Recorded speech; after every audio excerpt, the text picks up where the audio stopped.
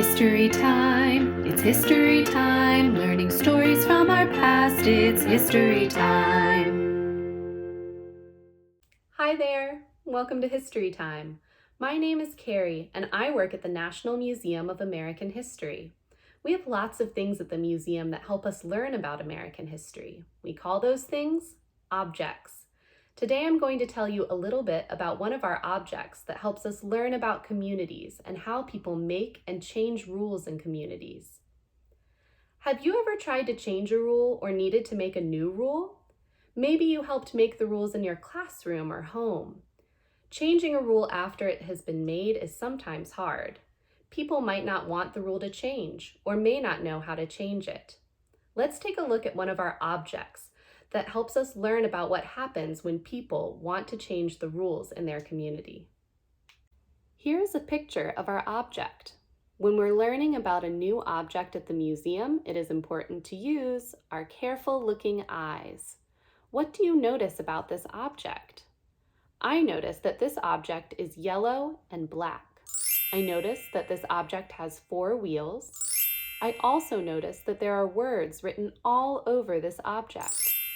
Now that you have had a chance to look closely at this object, what do you think you know about it? Have you ever seen or touched an object like this before? What was that object used for? I think that this object is a kind of cart or wagon.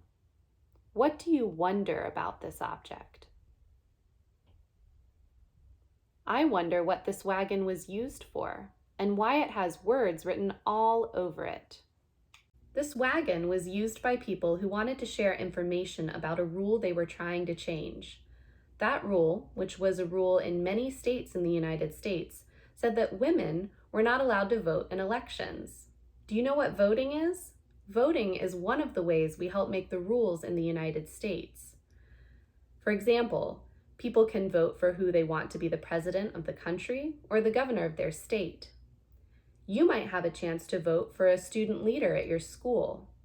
People vote for the person they think will make rules that they agree with.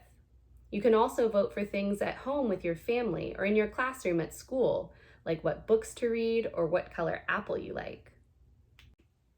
Let's try it right now. Raise your hand if you like red apples better. Now raise your hand if you like green apples better. Which apple did you vote for? Voting is an important way we can make sure that everyone gets to help decide on the rules that we want in our country. So it is unfair when there are rules that say that certain people are not allowed to vote based on a part of their identity. For example, whether they are a man or a woman, what color their skin is, or what their religious beliefs are.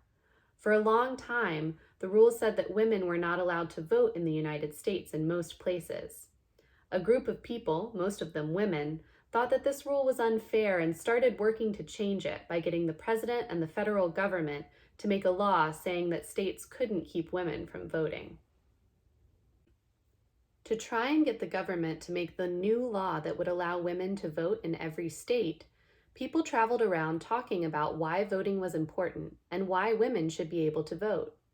This wagon was owned first by a woman named Lucy Stone, and later by other women who traveled around in it telling people that women should be allowed to vote. They delivered a newspaper called the Women's Journal. The words written on the side of the wagon are also about making sure that the rules are fair and that women can vote. The sides of the wagon say things like, "Give women the vote, quick!" and 8 million working women need the vote. Imagine that you were outside your home and noticed this wagon coming down the road. What would you think you know about this wagon and the people riding in it? Another woman who worked hard to change the rules about voting was Dr. Mabel Ping-Hua Lee. Mabel was born in Guangzhou, China in the year 1896. When she was 9 years old, Mabel got a scholarship to go to school in the United States. She and her family moved to New York City. While she was in school, Mabel became interested in helping to change the rules about voting. She knew that the rules saying women could not vote were unfair, and she knew that she could help get those rules changed. Mabel read articles about helping change the unfair rules, and she listened to ideas from other people who were working for the same thing. When she was 16 years old, she even rode at the head of a march of 10,000 people through New York. All those people asking the government to change the rules eventually got noticed, and in 1920, the federal government said that states could not stop women from voting. Mabel was proud that the hard work that she and many other people had done had gotten the unfair rule changed. But sometimes there is more than one unfair rule. Because Mabel was born in China, she was not allowed to become a United States citizen, and you have to be a citizen to vote in a federal government election.